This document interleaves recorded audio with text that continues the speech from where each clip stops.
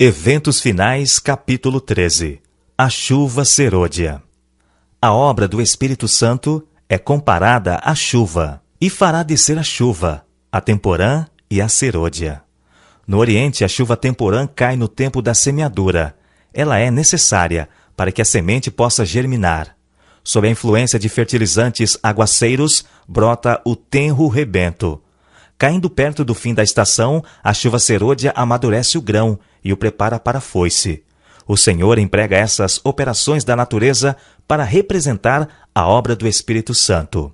Como o orvalho e a chuva são dados primeiro para fazer com que a semente germine e então para amadurecer a colheita, assim é dado o Espírito Santo para levar avante, de um estágio para outro, o processo de crescimento espiritual. O amadurecimento do grão representa a terminação do trabalho da graça de Deus na alma.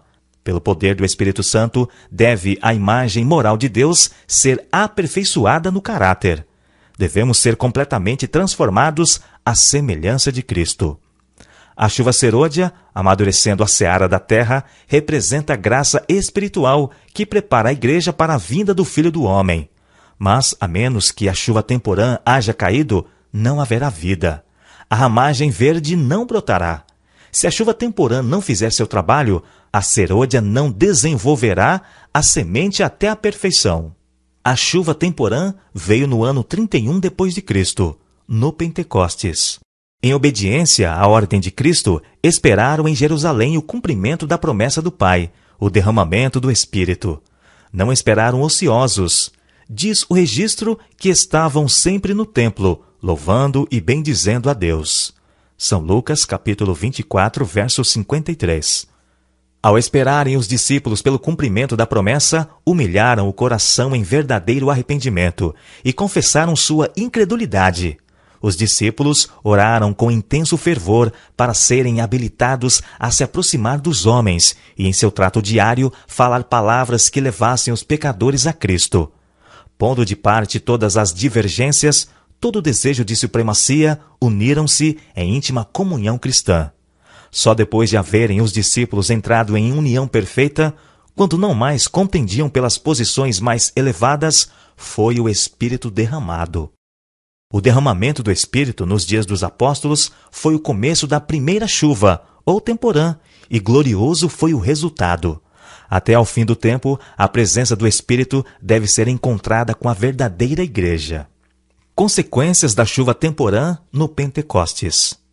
Sob a influência do Espírito, palavras de penitência e confissão misturavam-se com cânticos de louvor por pecados perdoados. Milhares se converteram num dia. O Espírito Santo os capacitava a falar com fluência línguas com as quais não tinham nunca tomado contato. O Espírito Santo fez por eles o que não teriam podido fazer por si mesmos em toda uma existência.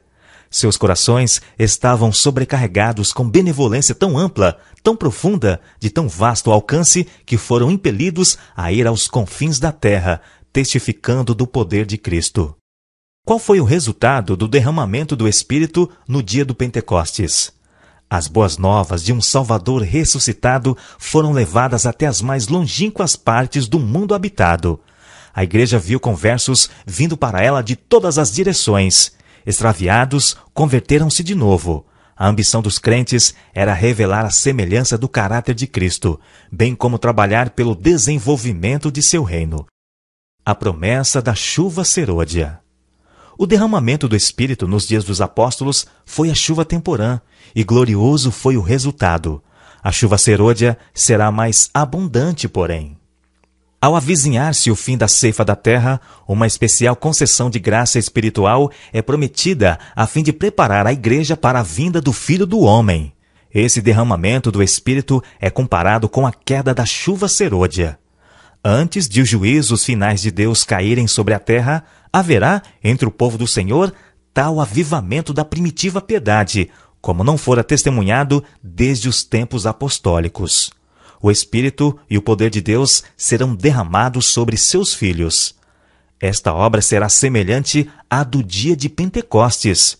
Assim como a chuva temporã foi dada, no derramamento do Espírito Santo, no início do Evangelho, para efetuar a germinação da preciosa semente, a chuva serôdia será dada em seu final para o amadurecimento da seara. A chuva serôdia produzirá o alto clamor.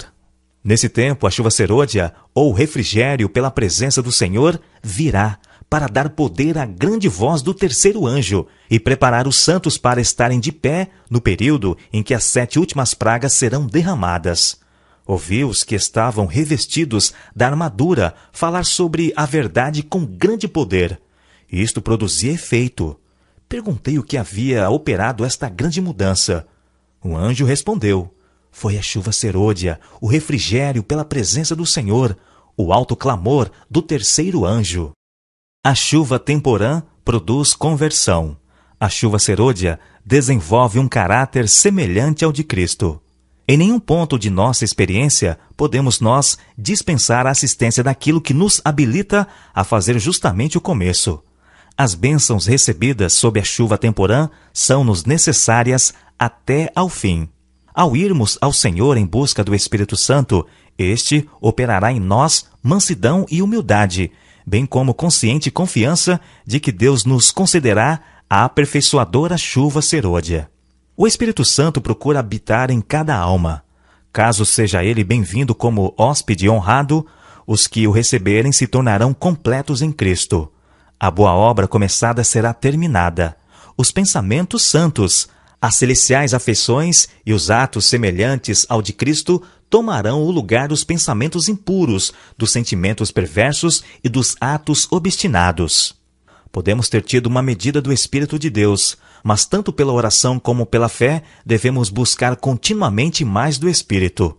Nunca dá resultado cessarmos os nossos esforços. Se não progredirmos, se não nos colocarmos na atitude em que tanto possamos receber a chuva temporã como a serôdia, perderemos nossa alma e a responsabilidade jazerá à nossa porta. As convocações da igreja, como nas reuniões campais, as assembleias da igreja local e todas as ocasiões em que há trabalho pessoal em favor das almas, são oportunidades determinadas por Deus para dar tanto a chuva temporã como a serôdia. Quando o caminho estiver preparado para o Espírito de Deus, a bênção virá. Satanás não pode impedir uma chuva de bênção de cair sobre o povo de Deus, mais do que fechar as janelas do céu para que a chuva não caia sobre a terra. Devemos orar fervorosamente pela descida do Espírito Santo. Devemos orar tão fervorosamente pela descida do Espírito Santo como os discípulos oraram no dia de Pentecostes. Se eles precisaram disso naquele tempo, nós, hoje, mais ainda. A descida do Espírito Santo sobre a igreja é olhada como estando no futuro. É, porém, o privilégio da igreja tê-la agora. Buscai-a, orai por ela, crede nela. Precisamos tê-la e o céu espera para concedê-la. A medida do Espírito Santo que recebermos será proporcional à intensidade de nosso desejo. A fé exercida nesse sentido e o uso que fizermos da luz é do conhecimento que nos forem concedidos. Não estamos suficientemente dispostos a importunar o Senhor com nossas petições e a suplicar-lhe o dom do Espírito Santo. O Senhor quer que o importunemos a esse respeito. Deseja que apresentemos com insistência nossas petições ao trono. Precisamos humilhar o coração em verdadeiro arrependimento. Um reavivamento da verdadeira piedade entre nós, eis a maior e a mais urgente de todas as nossas necessidades. Importa haver diligente esforço para obter a bênção do Senhor, não porque Deus não esteja disposto a outorgá-la, mas porque nos encontramos carecidos de preparo para recebê-la. Nosso Pai Celeste está mais disposto a dar seu Espírito Santo àqueles que lhe o peçam do que pais terrenos o estão a dar boas dádivas a seus filhos. Cumpre-nos, porém, mediante confissão, humilhação, arrependimento e fervorosa oração, cumprir as condições estipuladas por Deus em sua promessa para conceder-nos sua bênção. Só podemos esperar um reavivamento em resposta à oração. Digo-vos que deve haver entre nós um reavivamento completo. Tem de haver um ministério convertido. Precisa haver confissões, arrependimento e conversões. Muitos que estão pregando a palavra necessitam da graça transformadora de Cristo no coração. Não devem permitir que coisa alguma os impeça de fazerem uma obra cabal e esmerada antes que seja para sempre demasiado tarde.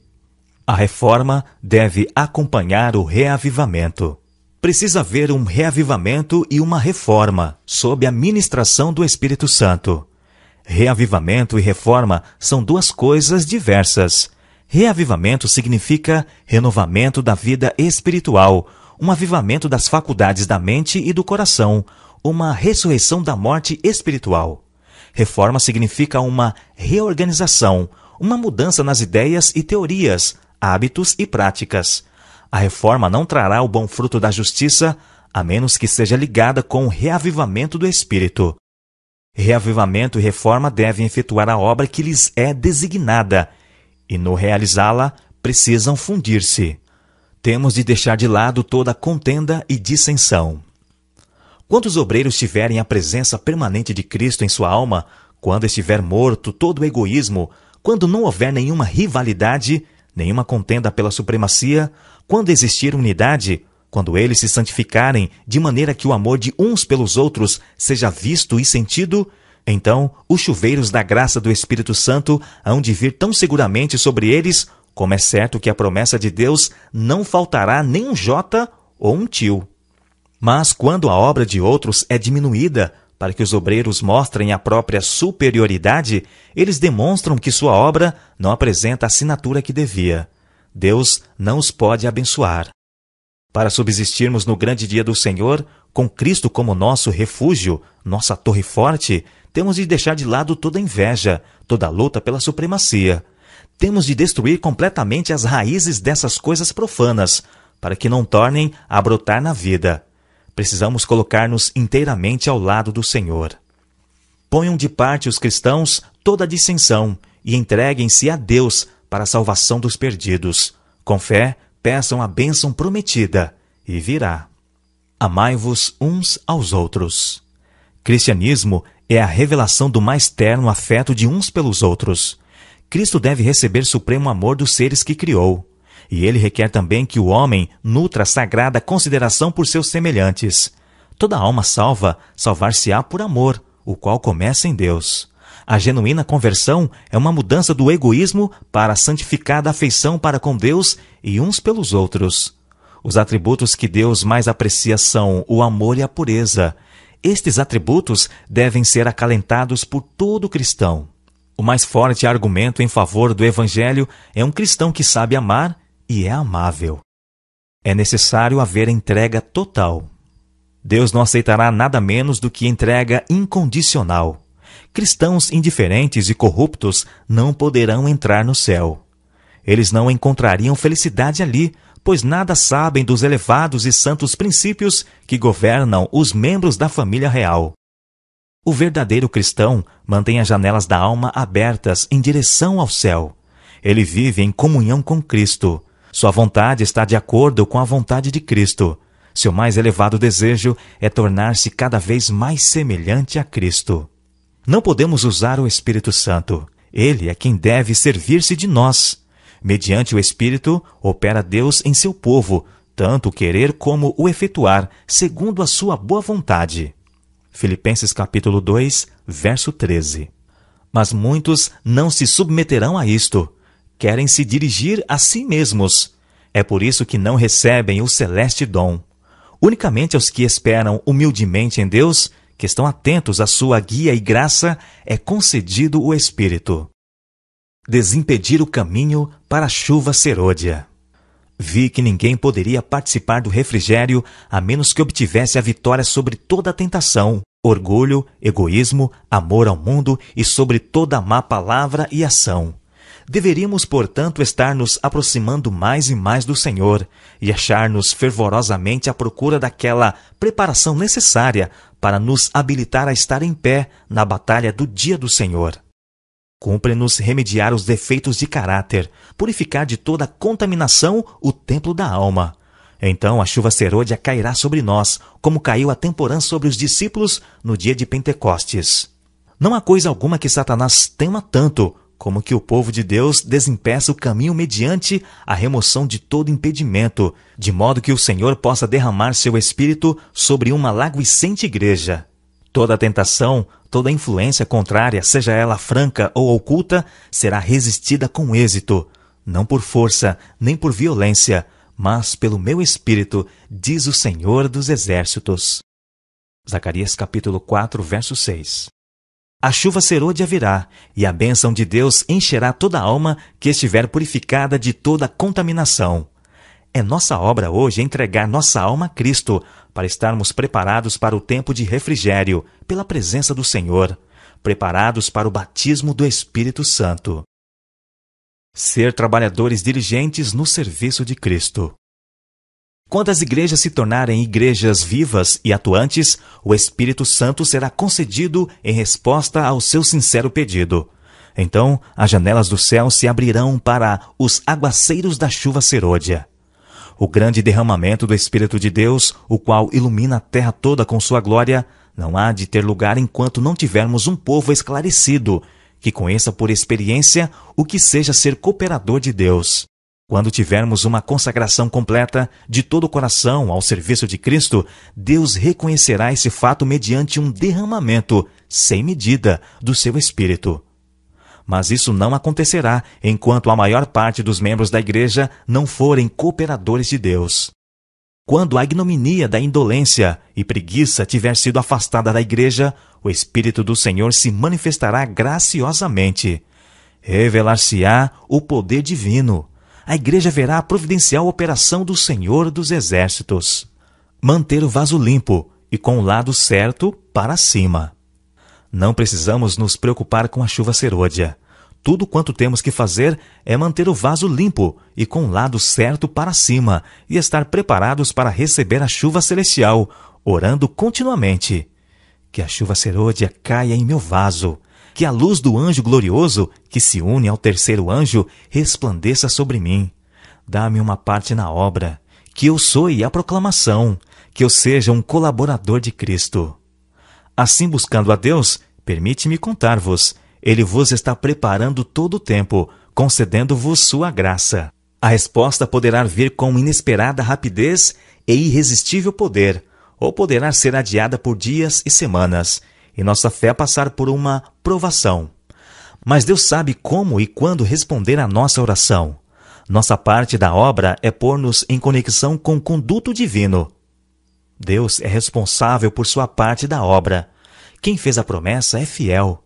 A grande e importante questão para nós é ser unidos e do mesmo parecer, pondo de lado toda inveja e malícia, e como suplicantes humildes, vigiar e esperar. Jesus, nosso representante e cabeça, está disposto a fazer para nós o que fez para com os que oravam e vigiavam no dia de Pentecostes. Não tenho nenhum tempo específico de que falar, no qual tenha lugar o derramamento do Espírito Santo, quando o poderoso anjo descer do céu e se unir com o terceiro anjo na conclusão da obra para este mundo. Minha mensagem é que nossa única segurança é estarmos prontos para o refrigério celeste, tendo nossas lâmpadas preparadas e ardendo. Nem todos receberão a chuva serôdia. Foi-me mostrado que, se o povo de Deus não fizer esforços de sua parte, mas esperar apenas que sobre eles venha o refrigério, para deles remover os defeitos e corrigir os erros, se nisso confiarem para serem purificados da imundícia da carne e do espírito, e preparados para tomar parte no alto clamor do terceiro anjo, serão achados em falta. Temos a esperança de ver toda a igreja reavivada? Tal tempo nunca há de vir. Há na igreja pessoas não convertidas e que não se unirão em fervorosa, prevalecente oração. Precisamos entrar na obra individualmente. Precisamos orar mais e falar menos. Podemos estar certos de que, quando o Espírito Santo for derramado, os que não receberem nem apreciarem a chuva temporã, não verão nem compreenderão o valor da chuva serôdia. Só os que estiverem vivendo de acordo com a luz que têm recebido poderão receber maior luz. A não ser que nos estejamos desenvolvendo diariamente na exemplificação das ativas virtudes cristãs, não reconheceremos as manifestações do Espírito Santo na chuva serôdia. Pode ser que ela esteja sendo derramada nos corações ao nosso redor, mas nós não a discerniremos nem a receberemos.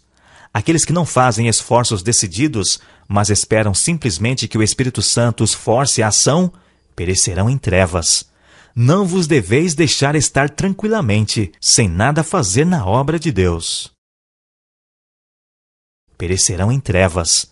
Não vos deveis deixar estar tranquilamente, sem nada fazer na obra de Deus.